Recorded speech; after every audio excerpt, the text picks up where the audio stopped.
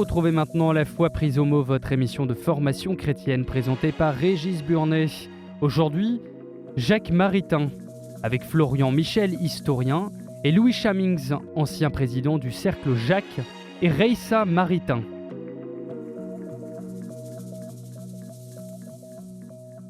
Bonjour et merci de nous retrouver pour La Foi prise au mot. Nous fêtons cette année le 40e anniversaire de la mort de Jacques Maritain. Que reste-t-il aujourd'hui de celui qui fut en quelque sorte la conscience chrétienne du milieu du XXe siècle, l'ami de tous les intellectuels chrétiens et athées, celui dont l'amour pour sa femme Reissa fut célébré par tous et celui dont la pensée influença deux papes, Paul VI et Jean-Paul II. Quelle fut sa pensée? Pourquoi jouait-il un si grand rôle? Pour mieux le découvrir, j'ai deux spécialistes de Maritain en plateau. Louis Chamings, bonjour. Bonjour. Vous êtes philosophe, vous êtes un ancien chercheur à l'ENA, vous travaillez d'ailleurs à l'époque dans la communication, donc vous êtes un peu dans le même milieu que nous. Vous êtes également l'ancien président du Cercle d'études Jacques et Reissa Maritain et vous êtes président d'une association dont on parlera qui s'appelle Jeunes en question. Voilà.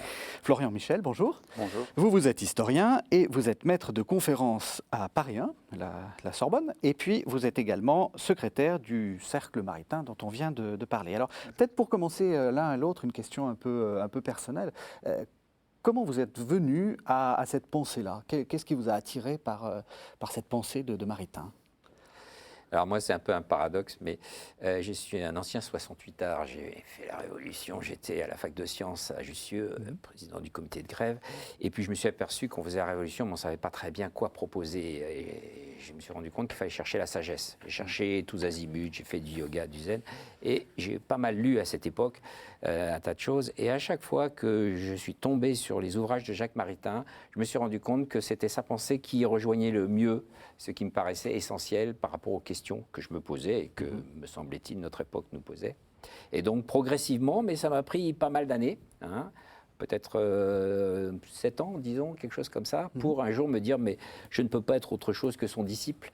Et à ce moment-là, effectivement, je me suis engagé dans la pensée de Maritain. Mais enfin, vous voyez, je ne suis pas issu du sérail, je ne suis pas né avec Maritain comme une cuillère dans la bouche. Oui. Je l'ai découvert comme une réponse à une recherche très personnelle et très engagée de ce que pouvait être la sagesse, et une sagesse chrétienne, bien sûr.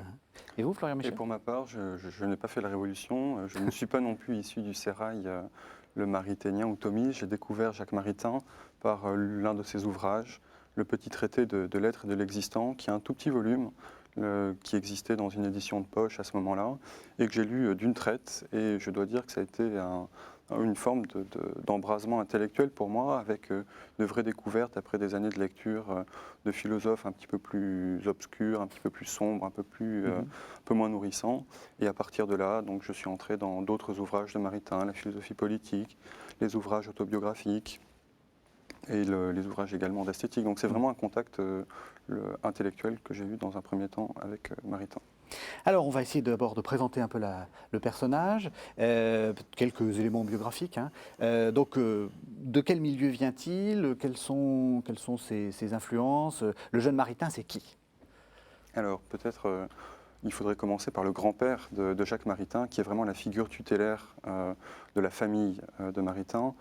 Son grand-père est l'un des fondateurs de la Troisième République, le célèbre Jules Favre, un grand avocat du barreau de Paris, une famille très républicaine, très laïque, avec quelques influences protestantes, mais assez peu finalement.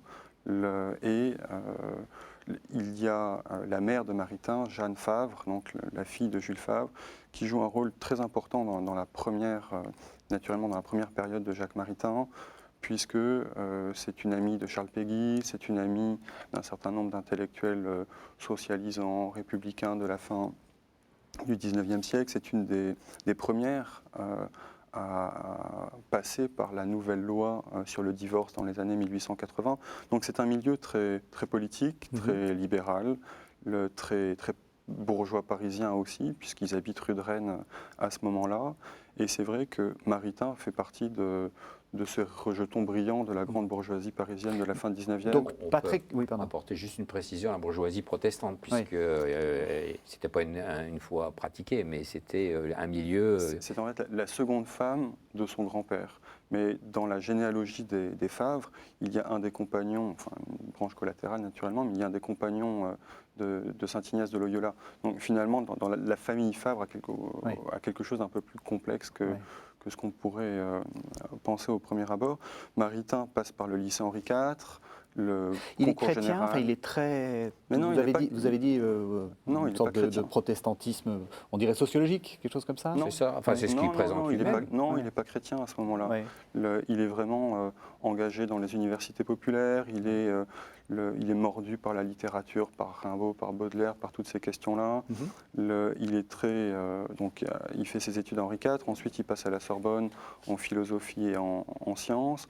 Mais à ce moment-là, le milieu culturel familial, c'est vraiment très politisé, très marqué par l'affaire Dreyfus, très Ligue des droits de l'homme, en quelque sorte, avec son amitié pour Ernest Psicari. Et tout cela évoluera considérablement donc, au début du XXe siècle, dans les années 1902, 1903, 1906, où il y a la rencontre d'abord avec Raïssa, ensuite la lecture de Léon Bloy. Donc Raïssa, c'est sa femme. Hein.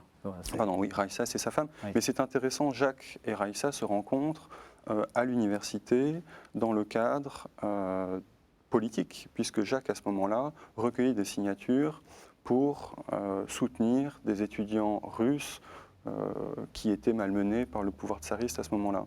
Et Raïssa va être séduite par celui qui lui demandait sa signature, et à partir de là, c'est une longue histoire d'amour qui durera jusqu'aux années 60. Alors, et la mort de Raïssa, en fait. Et la mort de Raïssa.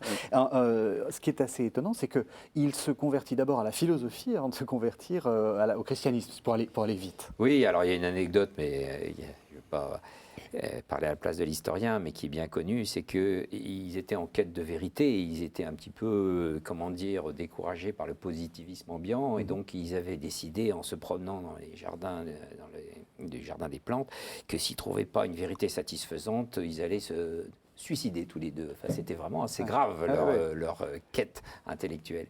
Et alors, ils ont été entraînés par Péguy précisément au cours de Bergson. Et alors, tout d'un coup, ils ont vu qu'une vérité de l'intelligence était possible. Et donc, ils ont adhéré à ce moment-là à la philosophie bergsonienne, et ensemble avec Péguy, Raïssa. Et je pense en effet qu'on peut dire que la première conversion des Maritains, c'est une conversion philosophique. Ensuite seulement, ils ont découvert en effet la foi chrétienne par l'intermédiaire de Léon Bloy.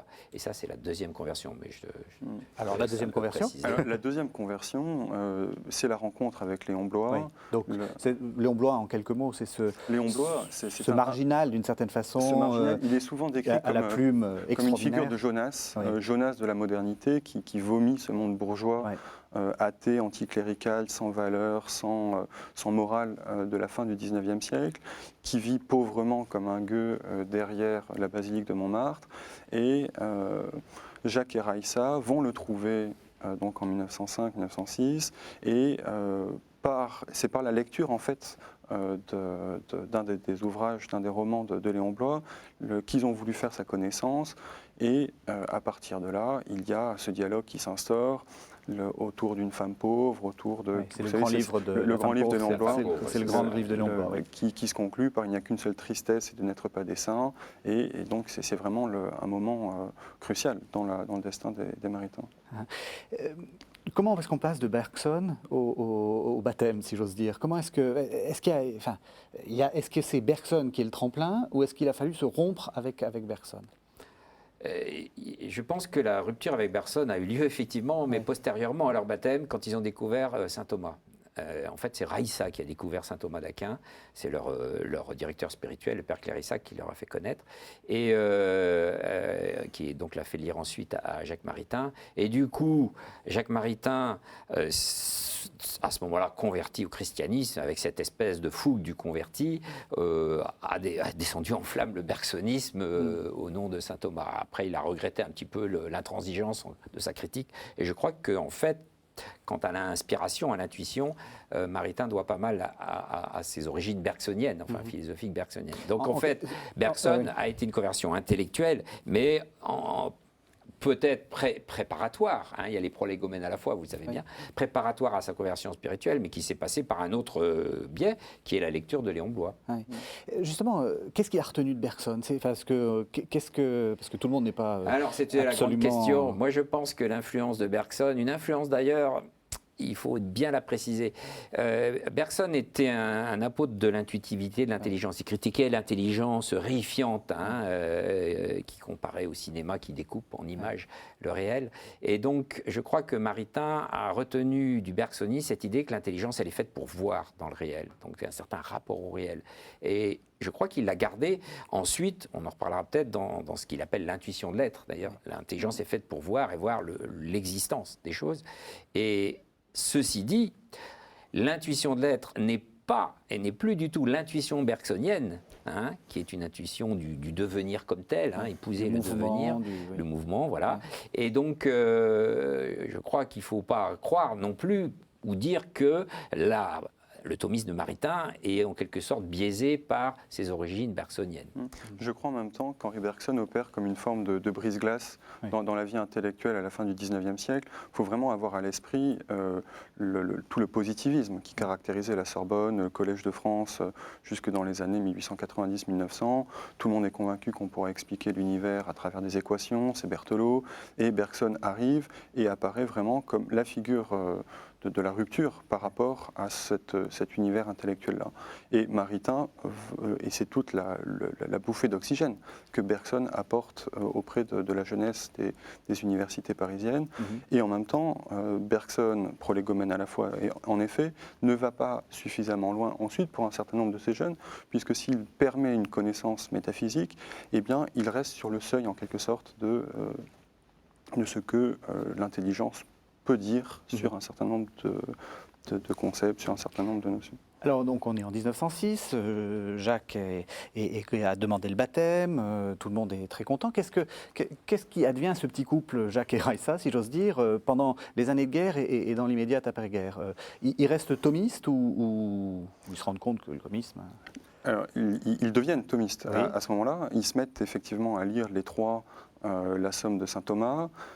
C'est Raissa qui commence ses lectures. Ils partent un temps en Allemagne où ils vivent en fait une forme de vie monastique à trois, puisqu'il y a non seulement Jacques et Raissa, mais il y a également Vera, donc la sœur cadette de Raissa, qui va les accompagner toute sa vie jusqu'à son décès en 1959. Pendant la Première Guerre mondiale, Jacques enseigne à Paris, d'abord au lycée, comment s'appelle ce lycée parisien, le grand lycée catholique parisien, ou Stanislas. Au collège Stanislas. Et ensuite, à partir de 1917, il enseigne à l'Institut catholique de Paris, où on lui a confié l'enseignement de la philosophie moderne. Maritain était trop faible de constitution pour servir pendant la Première Guerre mondiale. Il est présenté pour son service, mais recalé aussitôt, et donc il va, à partir de là, se lancer toujours plus avant dans son enseignement de la philosophie, et il va enseigner la philosophie à l'Institut catholique de Paris de 1917 à 1939, sans discontinuité. Vous écoutez La foi prise au mot, votre émission de formation chrétienne présentée par Régis Burnet. Aujourd'hui, nous parlons de Jacques Maritain avec Florian Michel, historien, et Louis Chamings, ancien président du Cercle Jacques, et Raissa Maritain.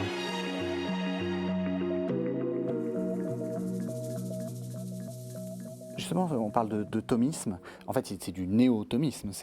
Donc, en quelques mots, qu'est-ce que c'est l'intuition générale de cette philosophie? Alors, le renouveau du thomisme, c'est bien connu, hein, les historiens étaient notamment initiés par Léon XIII, par les encycliques de Léon XIII, et il y a eu plusieurs courants. Il y a eu un courant qui était plutôt théologique dans ce renouveau du thomisme, et puis il y a eu certains courants, notamment en Belgique avec le cardinal Mercier, qui ont voulu mettre l'accent sur la dimension philosophique du thomisme.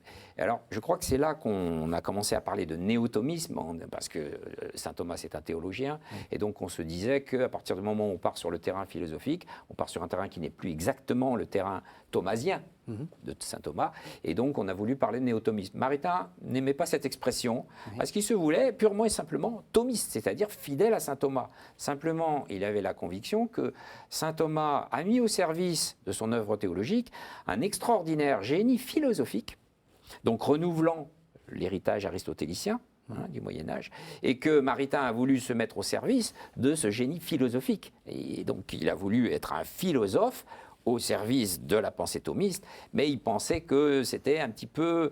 Quand on dit néo-thomisme, on a toujours l'impression qu'on n'est plus tout à fait dans le thomisme, et c'est ça le côté qui pourrait être péjoratif. Maintenant, si on dit c'est une figure actualisée de ce que saint Thomas a proposé, c'est acceptable. C'est vrai que ce qu'on m'a dit Maritain, il se permet, en tant que philosophe, de dire des choses qui ne sont pas littéralement dans saint Thomas. Étienne Gilson le lui reprochait, mais à mon avis, à tort. Parce que si un philosophe n'a pas le droit de penser à nouveau frais les questions de l'époque présente, à quoi sert-il ? Gilson étant le philosophe de la moitié du XXe siècle, spécialiste de saint Thomas, enfin l'autorité thomasienne. Voilà, et peut-être plus historien, oui, il est philosophe, il a une grande compétence, c'est quand même une très grande intelligence, et qui nous a tous beaucoup influencés. Mais de mon point de vue, et d'ailleurs du point de vue de Maritain aussi, sa muse était plutôt Clio, l'histoire. Alors, on trouve partout l'idée que pendant ces années, donc on est au seuil des années 20, Maritain était Action française, c'est-à-dire de droite, et qui leur fait une sorte de conversion lente dans les années 20-30 vers la démocratie chrétienne. Est-ce que vous êtes d'accord ? Alors, absolument pas. Merci Régis de poser cette question qui permet peut-être de rendre un peu plus complexe toutes ces questions politiques. Maritain n'a jamais était membre d'aucun parti politique, jamais, ni de l'Action française, ni de la démocratie chrétienne. Il a cheminé avec un certain nombre de membres de différents partis politiques, mais sans jamais, au sens strict, être affilié. Il était proche de Jaurès dans sa jeunesse, il a défendu un certain nombre de causes typiquement socialistes, jaurésiennes dans un premier temps. Pendant la Première Guerre mondiale et au lendemain de la Première Guerre mondiale, sous l'influence du père Clérissac, il rencontre Maurras.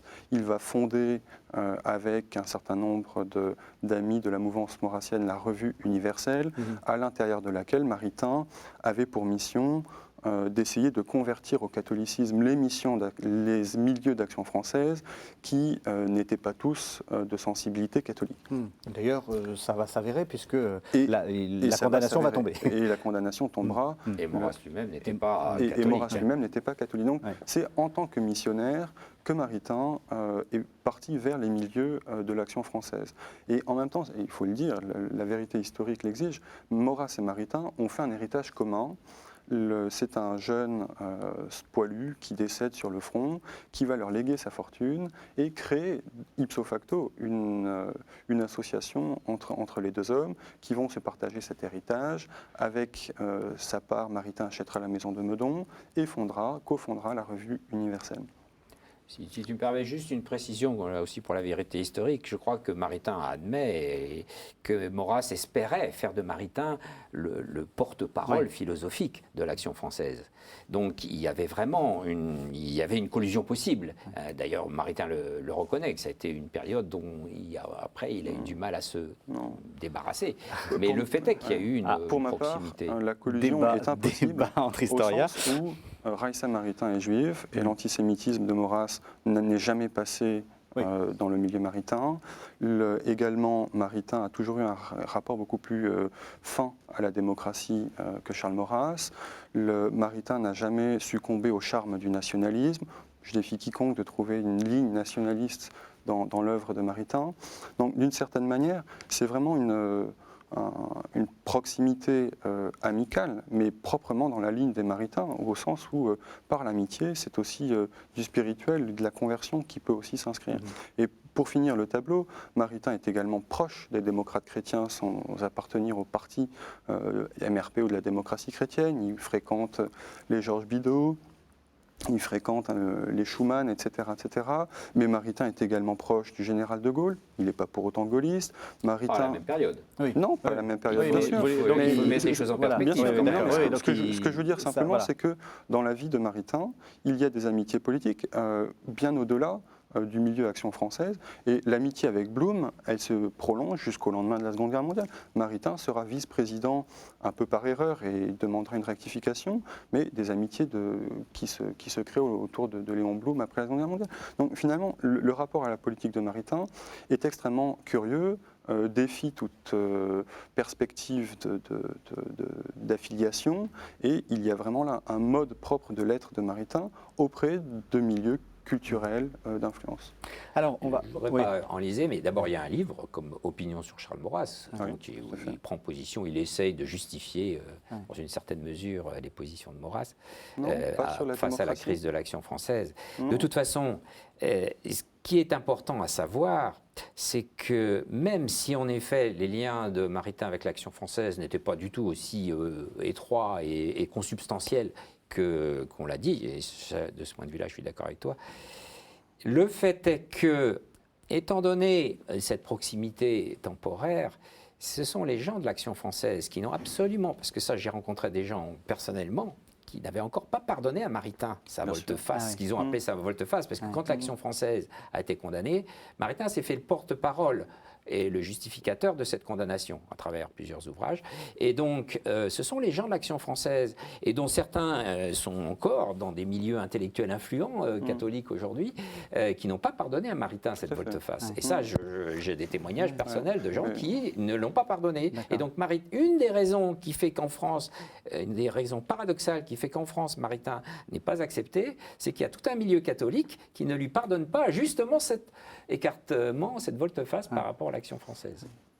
Sans enliser le débat, le terme de volte-face me paraît un peu un élément dans la perspective des gens d'Action française. Je ne dis pas dans la perspective de Maritain. Mais de fait, c'est un milieu, celui que décrit Louis, qui est encore finalement extrêmement influent, qui a été renouvelé par tout l'intégrisme, qui va puiser une bonne part de sa doctrine tout de même à la doctrine maurassienne, et qui continue d'entretenir une forme d'acrimonie à l'égard de Maritain. Moi aussi, j'ai rencontré des gens qui m'ont expliqué que depuis 1926, ils n'avaient jamais lu Maritain. Donc pour eux, ça restait comme la date, effectivement, fatidique.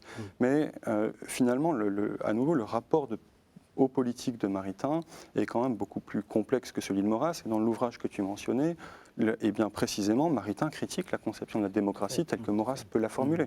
Donc il y a là vraiment un œil historique à... Mais ce qui est intéressant, c'est qu'à l'étranger, cette question de l'Action française n'intéresse personne. Il n'y a guère qu'en France où on cantonne Maritain. Oui, mais sauf que l'œuvre de Maritain déborde considérablement cette question-là. Et bien, ça me permet de faire une transition. On va essayer justement de voir un peu ce que c'est que l'œuvre philosophique de Maritain. Et pour commencer, on va entendre une citation de Maritain, lue par notre comédien, Michel Dargent. C'est un extrait d'Humanisme intégral qui date de 1936, et donc c'est Jacques Maritain. Une personne, c'est un univers de nature spirituelle, doué de la liberté de choix et constituant un tout indépendant face au monde. Ni la nature ni l'État ne peuvent mordre sur cet univers sans sa permission. Et Dieu même, qui est et agit au-dedans, y agit d'une façon particulière et avec une délicatesse particulièrement exquise qui montre le cas qu'il en fait. Il respecte sa liberté, au cœur de laquelle il habite cependant. Il la sollicite, il ne la force jamais.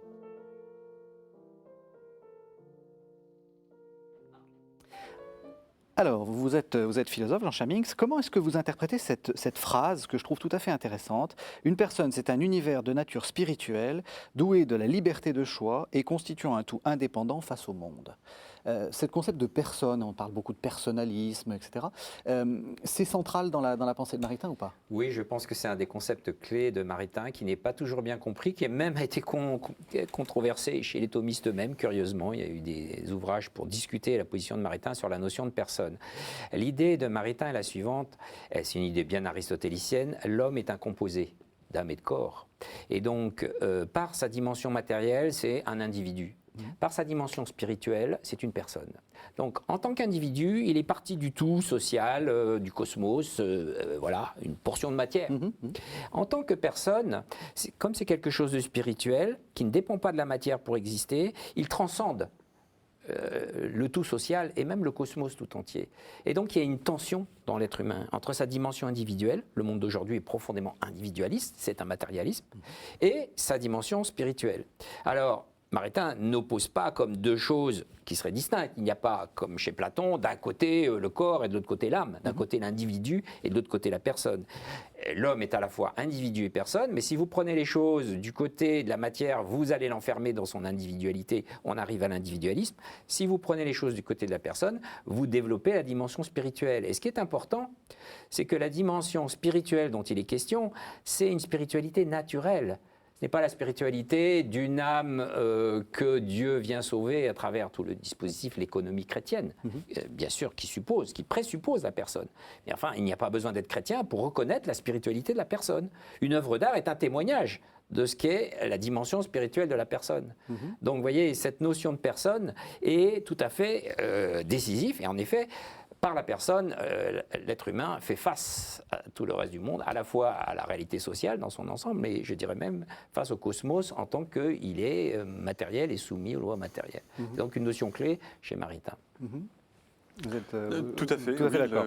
L'historien ne peut qu'ajouter qu'en effet, ces questions-là ont été extrêmement débattues dans les milieux des intellectuels chrétiens. Il y a des controverses célèbres qui se passent entre le Québec, l'Amérique du Sud, le Rome, la France dans les années 42-48, et ce qui permet à Maritain d'affiner un certain nombre de ses positions. Je pense à la personne et le bien commun. Enfin, il y a vraiment des ouvrages très importants de Maritain qui permettent de nouer ces concepts et ce propos-là que...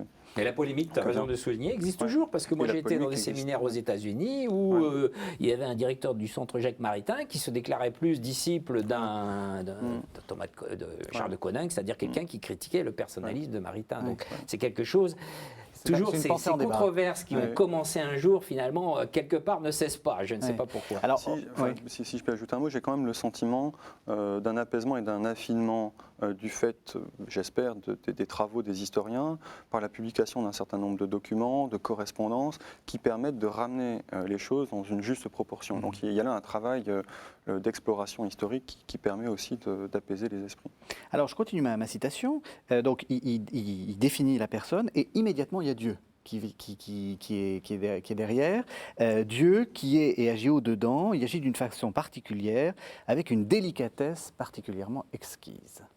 Ça aussi c'est important dans la pensée de Maritain, le lien entre, comme vous dites, personne, enfin fondation de la personne, et lien à Dieu qui va même jusqu'à respecter la personne. Oui, parce que c'est la critique de la pensée moderne. Maritain, là, a décrit magnifiquement ce qui est le propre de la liberté. La personne, c'est un être libre qui s'autodétermine. Mais alors, selon Kant, qui influence beaucoup la pensée moderne, c'est l'autodétermination, c'est la liberté consiste à se donner soi-même sa loi. Et Dieu, là-dedans, il est un justificatif lointain. Il n'est pas rejeté par Kant, il le sera ensuite. Et donc, je crois que Maritain veut nous faire comprendre, à travers cette très belle phrase qui mérite d'être méditée, que la liberté de l'homme, tout en étant suspendue à Dieu qui lui donne d'exister et d'être libre, n'est pas freinée par son rapport à Dieu. Depuis les Lumières, on croit que c'est ou l'homme et sa liberté, ou Dieu. C'est concurrent. Et Maritain essaie de nous faire comprendre que non seulement c'est pas concurrent, mais c'est co-occurrent. C'est-à-dire qu'on a besoin de Dieu pour être pleinement libre. Et c'est ça qu'il suggère dans cette belle phrase qui mériterait d'être longuement développée. Et c'est vrai que toute l'œuvre de Maritain permet aussi de passer d'un humanisme anthropocentrique et un peu autiste vers un humanisme théocentrique où vraiment la personne est ouverte sur une réalité divine, et à l'arrière-plan, l'historien ne peut que noter toutes les fois où Maritain signale qu'il a été retourné par Dieu comme un gant. Il y a un côté de l'histoire de Dieu dans ma vie, dans l'histoire de l'autobiographie de Maritain. Donc le premier noyau, c'est l'humanisme, mais le deuxième noyau, si on peut dire, c'est aussi la civilisation. C'est-à-dire que pour lui, la civilisation est chrétienne. Ou disons qu'il y a quelque chose de très important qui s'est passé dans notre civilisation, qui est l'influence du christianisme. Alors, Ça, c'est un sujet très délicat sur lequel personnellement j'ai beaucoup réfléchi parce que c'était une des thèses de Maritain dans Humanisme intégral, cette opposition entre l'humanisme anthropocentrique et l'humanisme théocentrique.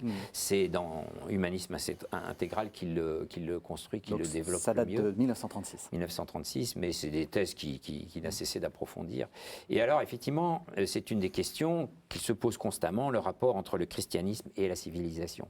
Alors, pour lui, d'abord, il pense que la civilisation n'est pas forcément intrinsèquement chrétienne en tant que civilisation. Ce qu'il pense, c'est que le christianisme est le plus profond et le plus important ferment civilisateur dans le mouvement historique de civilisation. C'est très important de comprendre ça, parce que, disons que les intégristes diront, s'il n'y a pas de christianisme, il n'y a pas de civilisation. Les rationalistes diront, c'est deux choses complètement différentes. Il y a la civilisation d'un côté, c'est la théorie des Lumières, et de l'autre côté, il peut y avoir le christianisme, mais c'est une affaire privée. Alors que la position de Maritain est beaucoup plus est intermédiaire, à savoir, et ça je la partage entièrement, après tout mon parcours, notamment d'ancien 68ard, le christianisme est un ferment indispensable de la civilisation. Il l'a prouvé et il doit continuer à le prouver, c'est-à-dire si la civilisation n'accepte pas de reconnaître le christianisme comme ferment civilisateur, elle ne pourra pas continuer à se développer comme civilisation. Néanmoins, Maritain est très attentif à la distinction du spirituel et du temporel, qui a sa finalité propre, le temporel. Donc il y a une logique propre à la civilisation, et que le christianisme n'est pas enfermé, n'est pas immanent à la civilisation. Il lui est transcendant. Mais c'est en tant même qu'il lui est transcendant, un peu comme Dieu, transcendant à la liberté, la conditionne et la rend possible. De même, le christianisme, transcendant à la civilisation, la conditionne et la rend possible comme mouvement historique de progrès vers l'achèvement de l'histoire.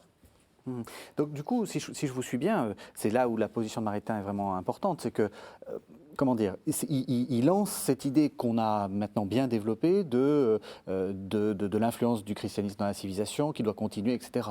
Alors qu'avant, on était plutôt sur une partie des gens qui se lamentaient en disant le christianisme est mort, etc.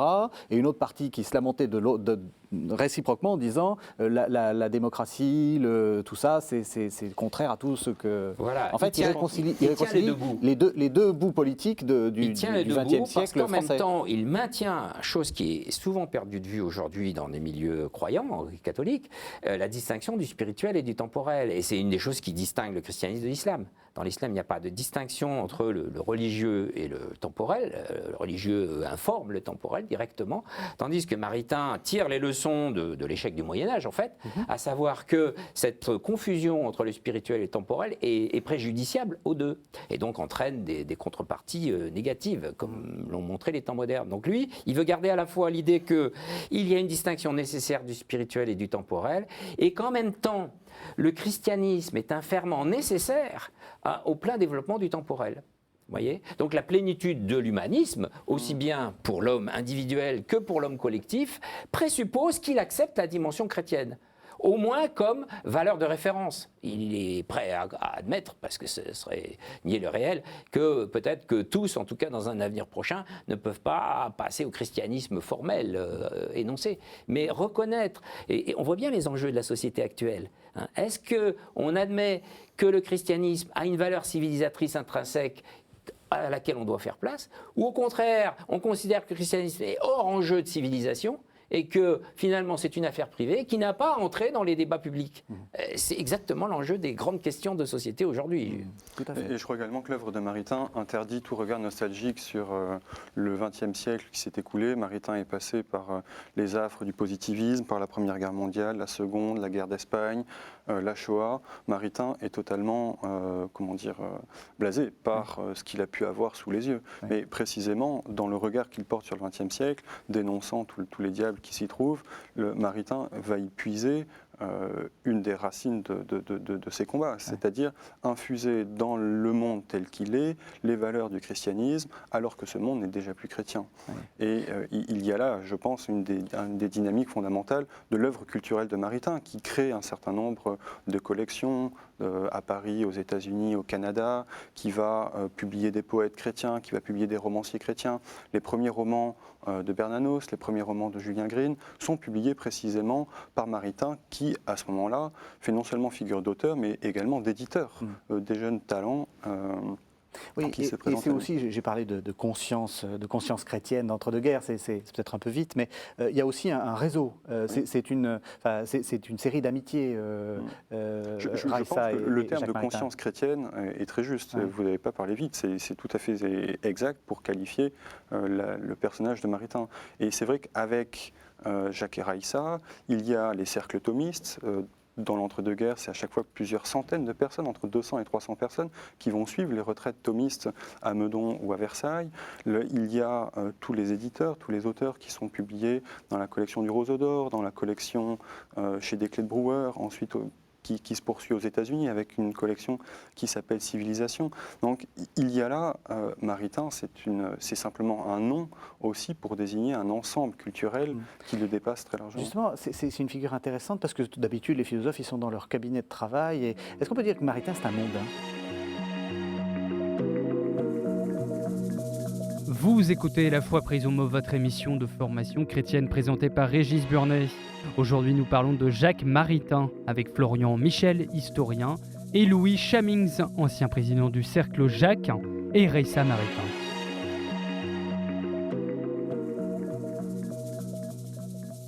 Maritain, Dans les deux sens du terme, d'ailleurs, peut-être. Alors non, on ne peut pas dire que Maritain soit mondain, sinon au sens chrétien, il faut être dans le monde sans être du monde. Et ça, Maritain développe à des pages, à mon avis, extrêmement lumineuses sur ce point-là, sur l'attitude qu'il adopte, notamment dans Ni droite ni gauche, dans l'indépendance, Lettres sur l'indépendance, merci, de 1935. De droite ni de gauche ne suis. Voilà, mais effectivement, le salon des Maritains à Meudon est un des lieux décrits par Mauriac très justement comme un des lieux les plus fréquentés et les plus influents du Paris de l'entre-deux-guerres. Et il reçoit des mathématiciens, des artistes, des peintres, des musiciens. Enfin, il y a là, autour de Maritain, une galaxie de talents qui va bien au-delà des cercles catholiques ou des cercles strictement intellectuels, philosophiques. Ouais. Il y a aussi une très grosse réception, je vous donnerai la parole après, il y a une très grosse réception en Amérique du Sud. Pourquoi ? Qu'est-ce qui fascine les Américains du Sud ? Mais ce qui fascine, pour répondre très simplement, les Sud-Américains, c'est que Maritain n'est ni de gauche ni de droite et ouvre une brèche finalement entre le nationalisme d'un certain nombre de dirigeants sud-américains et le socialisme, le marxisme des autres dirigeants. Et donc Maritain propose un pont, propose une troisième voie, l'humanisme intégral propose une troisième voie entre socialisme et libéralisme capitaliste.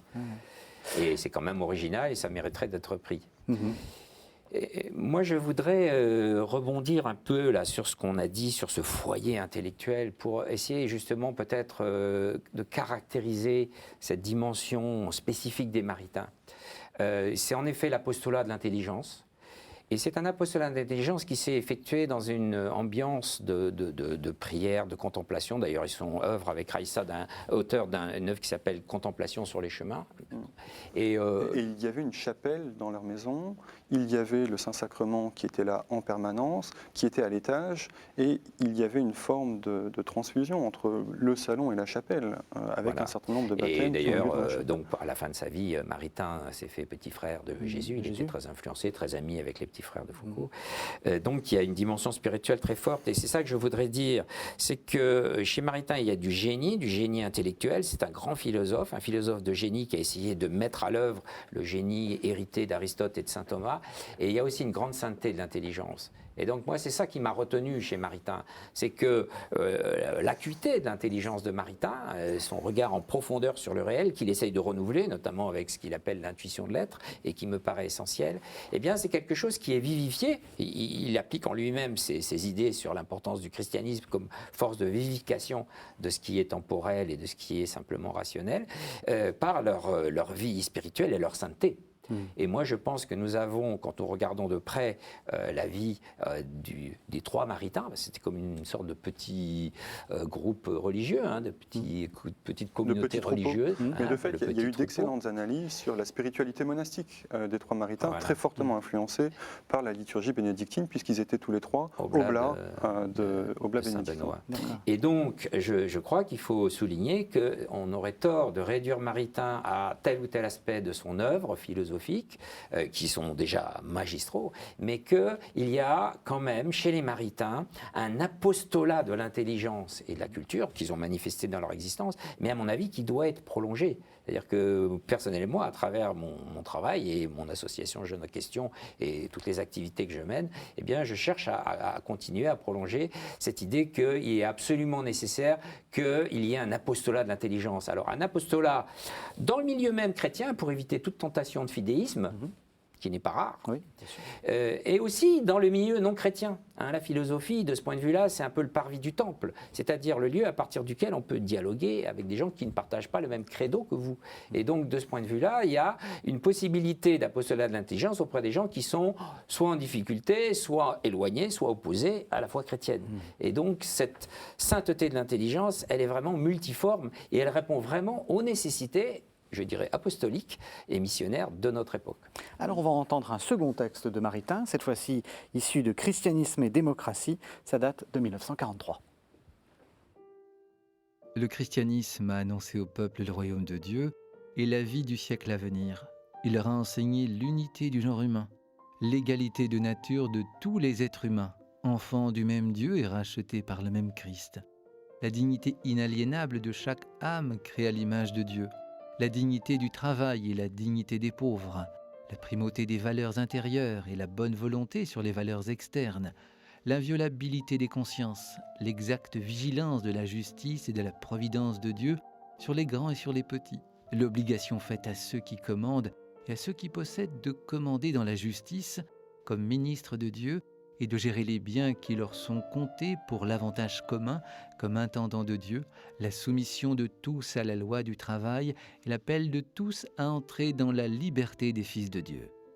Sous l'inspiration évangélique, méconnue souvent mais agissante, la conscience profane a compris la dignité de la personne humaine et elle a compris que la personne, tout en faisant partie de l'État, transcende l'État par le mystère inviolable de sa liberté spirituelle et par sa vocation à des biens absolus.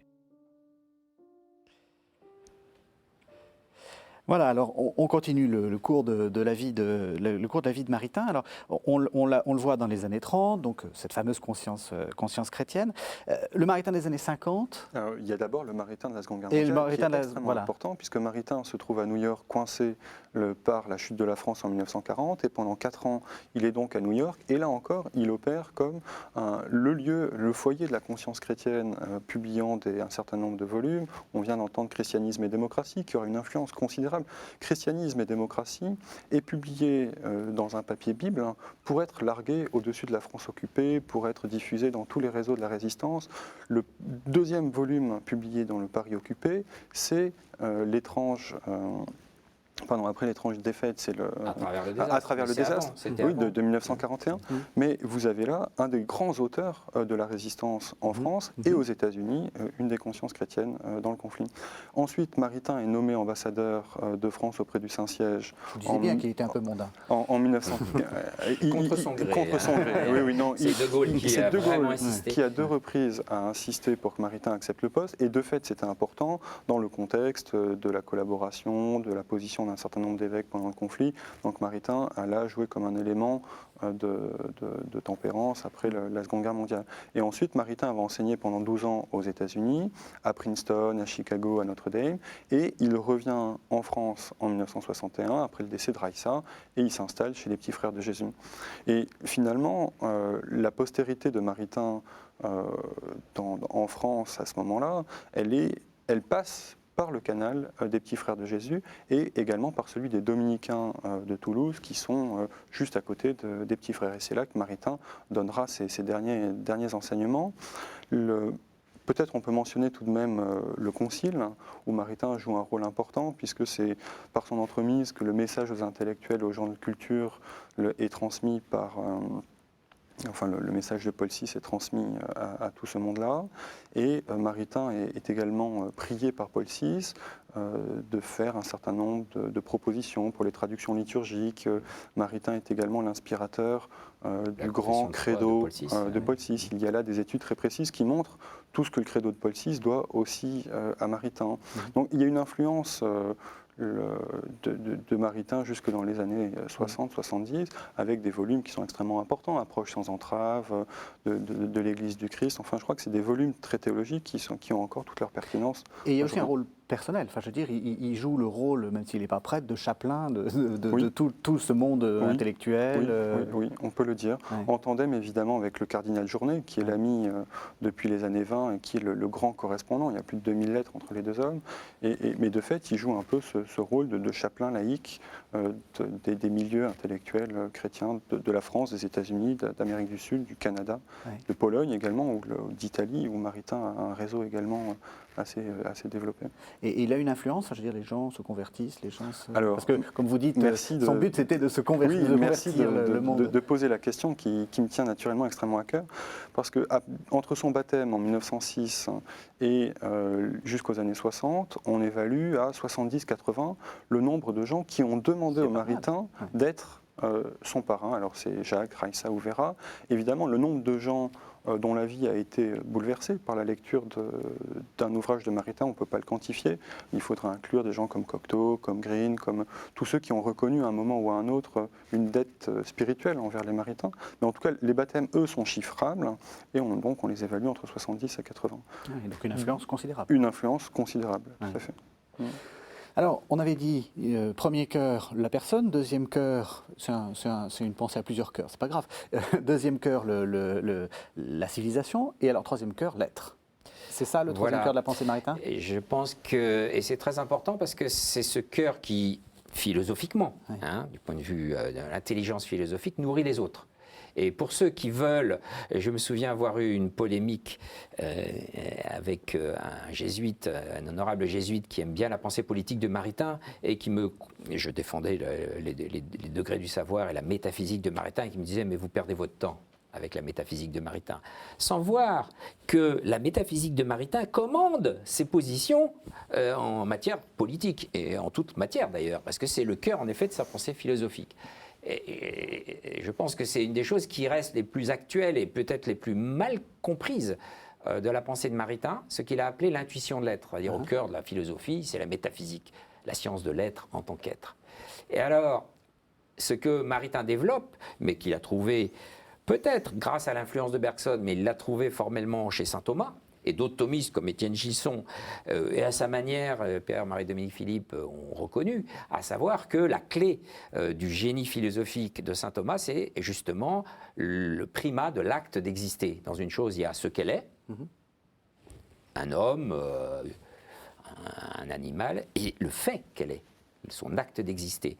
Or, tous les philosophes, d'après Gilson, mais je crois que c'est assez vrai, sont restés fixés sur l'essence, le ce que c'est et qui est saisi par le concept. Or, l'intelligence va plus loin que le concept et dans son jugement d'existence, elle va jusqu'à l'acte d'exister. Ce que Maritain appelle l'intuition de l'être, c'est cette saisie du fond du réel.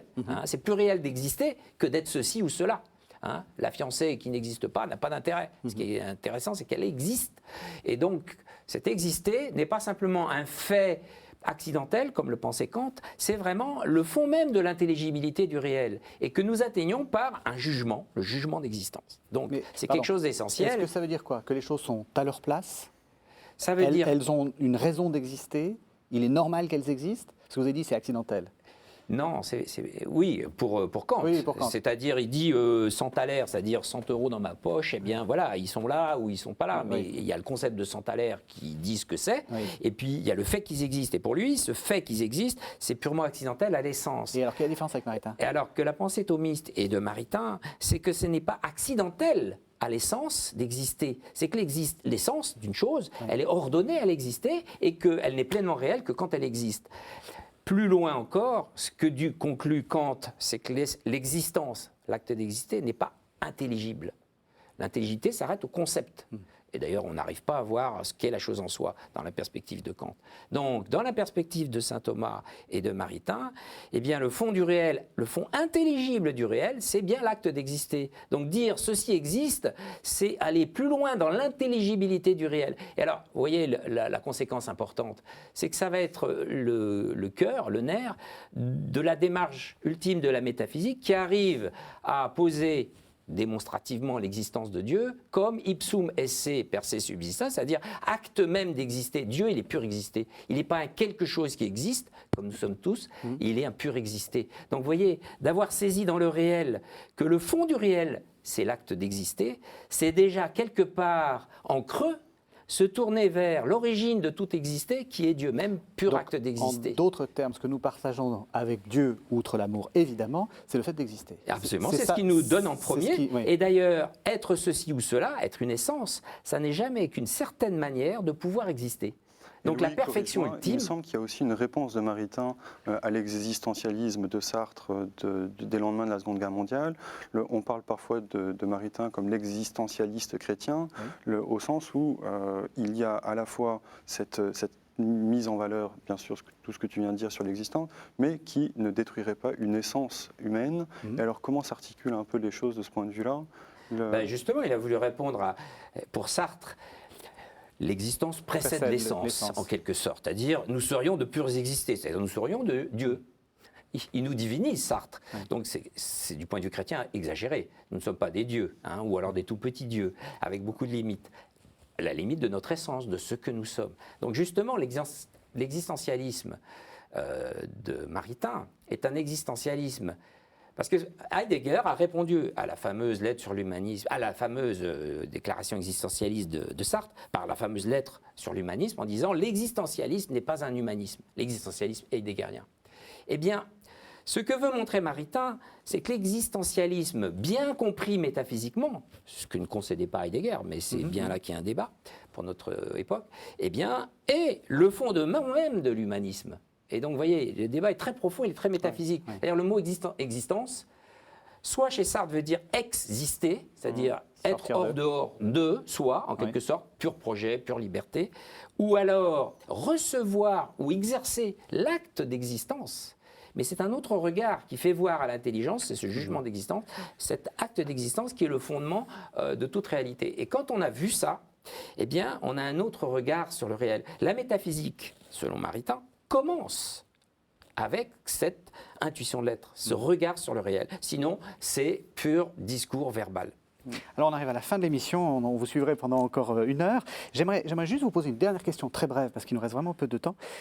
C'est quoi la postérité de Maritain aujourd'hui? Alors pour un historien c'est difficile de le dire, mais disons quels sont les Maritain aujourd'hui, peut-être une toute petite parenthèse, c'est d'abord également un cercle d'études Jacques et Raissa Maritain qui existe, qui travaille, qui poursuit les travaux dans la ligne que l'on peut trouver, qui est en Alsace actuellement, qui publie des cahiers Jacques et Raissa Maritain. C'est aussi un certain nombre d'initiatives de publication. Je pense à la revue Nunc, par exemple, qui a fêté son 10e anniversaire en 2012. Il y a là des initiatives éditoriales qui sont dans la tradition maritanienne. Les cahiers Nova et Vetera. Les cahiers Nova et Vetera, sont vraiment dans l'esprit de Maritain et Journet. Et du cardinal Journet, tout à fait.